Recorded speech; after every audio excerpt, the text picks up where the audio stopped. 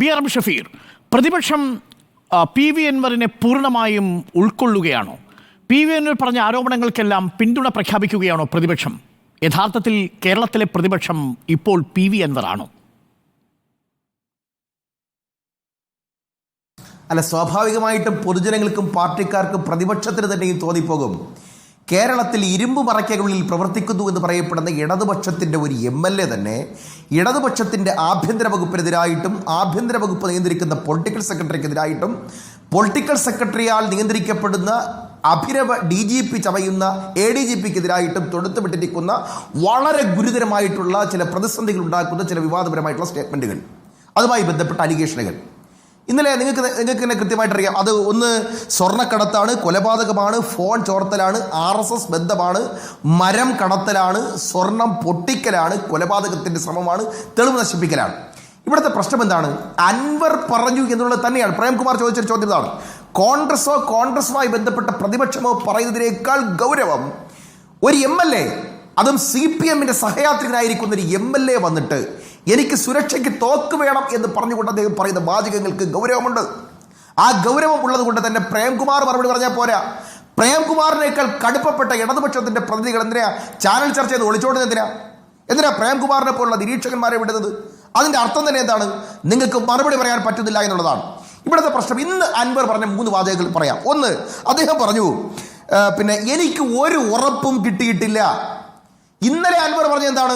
ADGPയെ മാറ്റണം എന്നുള്ള വ്യവസ്ഥയൊന്നും എനിക്കില്ല എന്ന് പറഞ്ഞ അൻവർ ഇന്ന് 24 മണിക്കൂറിനുള്ളിൽ മാറ്റി പറയുന്നുകൊണ്ട് പറയുന്നു എനിക്കൊരു ഉറപ്പും കിട്ടിയിട്ടില്ല. 2, അദ്ദേഹം പറയുകയാണ് അന്വേഷണം പ്രഹസനമാകുന്നു. ഒരു പിയൂണ് ഹെഡ് മാസ്റ്റർക്കെതിരായിട്ട് അന്വേഷണം നടത്തുന്നത് പോലെ പ്രഹസനമാകുന്നു. 2ാമത്തെ ആരോപണം. ഇന്ന് അൻവർ 3ാമതായിട്ട് വെളിപ്പെടുത്തുന്നു സ്വർണം പൊട്ടിക്കൽ സംഘത്തിന്റെ അപ്രൈസർ വഴി സ്വർണം കൈമാറ്റുന്നതിന് വേണ്ടിയിട്ട് ലീവിൽ പോയിട്ടുള്ള SP ശ്രമിക്കുന്നു. വളരെ ഗുരുതരമായിട്ടുള്ള ആരോപണങ്ങൾ ഉന്നയിക്കപ്പെട്ടിരിക്കുന്നു. ഞങ്ങൾ മനസ്സിലാക്കുന്നത് എന്താണെന്ന് അറിയുമോ? പിണറായി വിജയൻ എന്ന് പറയുന്ന കേരളത്തിൽ ആഭ്യന്തര വകുപ്പ് നിയന്ത്രിക്കുന്ന മുഖ്യമന്ത്രിയെ കാണുമ്പോൾ ശരീരഭാഷയിൽ വ്യതിയാനമുണ്ടാവുകയും അദ്ദേഹത്തിന് തന്നെ അന്വേഷണത്തിൽ പ്രഹസനം കാണാതിരിക്കുകയും അന്വേഷണത്തോട് സഹകരിക്കുകയും ചെയ്യുന്ന ശരീരഭാഷയിൽ നിന്നും ഉടലെടുത്ത PV അൻവർ 24 മണിക്കൂറിന് ശേഷം പാർട്ടി സെക്രട്ടറിയെ കാണുമ്പോൾ ആത്മവിശ്വാസം തിരിച്ചുപിടിക്കുകയും അന്വേഷണത്തിൽ എനിക്ക് വിശ്വാസമില്ല, പ്രഹസനമാണെന്ന് പറയുകയും ചെയ്തിട്ടുണ്ടെങ്കിൽ അതിൻ്റെ അർത്ഥം പിണറായി വിജയൻ എന്ന് പറയപ്പെടുന്ന മുഖ്യമന്ത്രിക്കെതിരായിട്ടുള്ള അന്വേഷണത്തിനും അതുമായി ബന്ധപ്പെട്ട കാര്യങ്ങൾക്കും പാർട്ടി സെക്രട്ടറിയുടെ ഒരു പ്രത്യേക തരത്തിലുള്ള സംരക്ഷണം ഇന്ന് അൻവറിന് കിട്ടിയിട്ടുണ്ട് എന്ന് വേണം നമുക്ക് അനുമാനിക്കാൻ. ഇന്നലെ പിണറായിയിൽ നിന്ന് കിട്ടാത്തൊരു കാര്യം ഇന്ന് ഗോവിന്ദനിൽ നിന്ന് കിട്ടിയിട്ടുണ്ടെങ്കിൽ അതിൻ്റെ അർത്ഥം പാർട്ടി സെക്രട്ടറിക്കും പിണറായി വിജയനും മുഖ്യമന്ത്രിക്കും രണ്ട് വെർഷനാണെന്നുള്ളതാണ്. ഇവിടുത്തെ പ്രശ്നം ഞാൻ നിങ്ങളുടെ പറയാം. എന്താണ് ഗൗരവമാകുന്നത്? ഒന്നാമത്തെ കാര്യം നമുക്ക് പറയാം, സ്വർണം പൊട്ടിക്കലാണ്. അഭിനവ ADGPക്കെതിരെ വളരെ ഗുരുതരമായി ദുബായിലെ മാർക്കറ്റിൽ നിന്നും സ്വർണം ആളുകൾ വാങ്ങുമ്പോൾ തന്നെ, അതും കടത്താൻ വാങ്ങുമ്പോൾ തന്നെ കൃത്യമായ വിവരങ്ങളും പാസ്പോർട്ട് ഡീറ്റെയിൽസുകളും കിട്ടുന്നു എന്നും എമിഗ്രേഷൻ കൗണ്ടറിൽ നിന്ന് പുറത്തിറങ്ങുമ്പോൾ ADGPയുടെ അടുത്ത ബന്ധുക്കൾ വഴി ഈ സ്വർണം കാരിയർമാരെ പിന്തുടർന്ന് പിടികൂടുന്നു, പോലീസിനെ വെച്ച് പിടികൂടുന്നു. പിടികൂടിയതിനു ശേഷം ADGPയുടെ ഭാര്യയുടെ അടുത്ത ബന്ധുക്കൾ അത് കൈമാറ്റം ചെയ്യുന്നു. വളരെ ഗുരുതരമല്ലേ? എന്തുകൊണ്ട് ADGP? അപ്പോൾ നിങ്ങൾ സ്വാഭാവികമായിട്ട് ചോദിക്കും, എന്തിനാ ADGPയെ സംരക്ഷിക്കുന്നു? ഞങ്ങളിത് മുൻപേ പറഞ്ഞതാണ്. ആരാണ് അജിത് കുമാർ എന്ന് ഞങ്ങൾക്കറിയാം. എന്തുകൊണ്ട് അജിത് കുമാറിലേക്ക് ഞങ്ങൾ വിരൽ ചൂണ്ടുന്നത് പറഞ്ഞാൽ നിങ്ങൾക്കറിയാം, അരുൺകുമാറിനൊക്കെ അറിയുമായിരിക്കും. നമ്മുടെ യാഷ് കിരൺ എന്ന് പറയപ്പെടുന്ന ഒരു മാധ്യമപ്രവർത്തകനുമായി ബന്ധപ്പെട്ടൊരു സംഭവം ഉണ്ടായി. മുഖ്യമന്ത്രിയുടെ മകൾക്കും ഭാര്യയ്ക്കുമെതിരായി വളരെ ഗുരുതരമായ ചില ആരോപണങ്ങൾ പുറത്തു വരുന്ന ഒരു സന്ദർഭം.